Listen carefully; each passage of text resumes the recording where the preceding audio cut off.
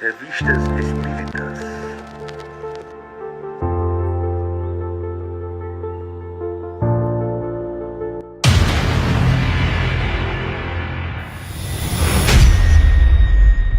Olá, meus amigos, tudo bem com vocês? Então vamos lá, vamos fazer uma breve introdução aqui sobre as revistas espíritas. São de grande importância. Mesmo quem estuda espiritismo, quem conhece, às vezes fica ali só no Pentateuco, nos 5 livros, né? Que Allan Kardec iniciou esse trabalho, mas não acaba por ali. As revistas espíritas foram feitas enquanto ele estava fazendo esses 5 primeiros livros do Pentateuco. Então são de suma importância. Trata de acontecimentos da época ali, mas não vou adiantar, vou ler exatamente o que o próprio Allan Kardec fala sobre as revistas espíritas. É bom para a gente entender o que são. Lembrando que a primeira é de 1858, tá? E vai até 1869, tá?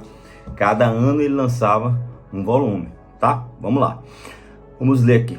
Um ano após a publicação de O Livro dos Espíritos, lembrando que foi em 1857, o primeiro livro da doutrina espírita, Allan Kardec sentiu a necessidade de publicar o conteúdo de seus estudos, pesquisas, correspondências e mensagens que continuavam a surgir. Ou seja, sempre ali naquela época, muita gente mandando as mensagens, as correspondências de toda parte do mundo, tá?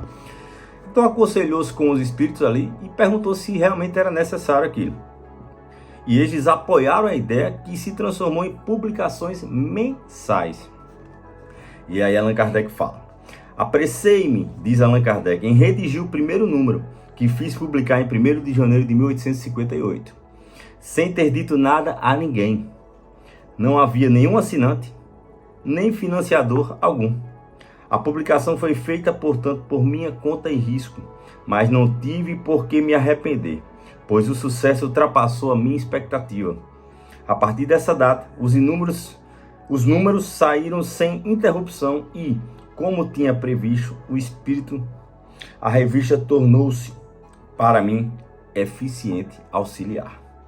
Não se pode, então, contestar a utilidade de um órgão especial que mantenha o público a par dos progressos desta nova ciência e o premuna contra os exageros, tanto da credulidade excessiva como do ceticismo.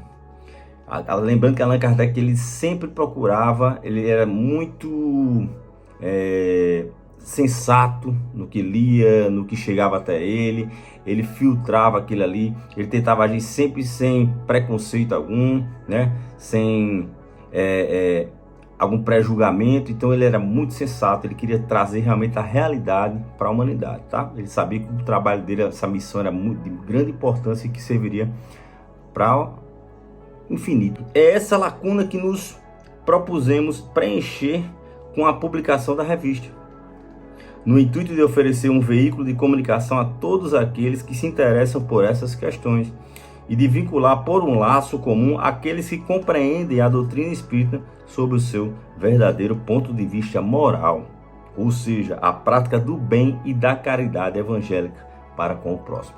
Esse é o principal objetivo, a finalidade desse estudo e do porquê dele trazer essa codificação toda para nós, né?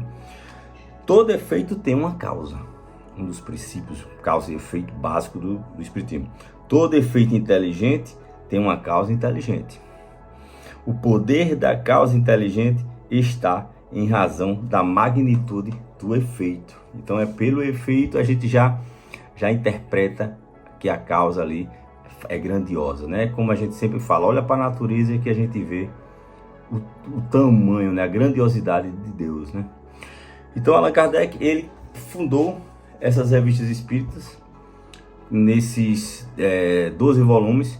Então eu vou estar passando para vocês aqui o melhor de cada volume. Lembrando que são 12 volumes porque foram 12 anos e eram feitos mensalmente. Então eu vou pegar nessas revistas espíritas aqui e trazer para vocês o que é mais interessante no meu ponto de vista, na minha opinião. Lembrando que após já ter estudado o Pentateuco, né, para não ficar tão repetitivo, mas vou trazer para vocês o que eu acho de mais importante. Então, para quem não tem tempo de ler, né, todas as revistas espíritas são grandes, são livros muito grossos, de 400, 500 páginas cada um. Então, às vezes a pessoa não tem tempo ou prefere ler outros livros, né, ou outras obras do espiritismo, mas pelo menos eu digo, o Pentateuco, por favor, dediquem-se a ler o Livro dos Espíritos, né, o Evangelho segundo o Espiritismo, o Livro dos Médiuns, o Céu, o Inferno e a Gênesis. Não deixem de ler esses 5 livros.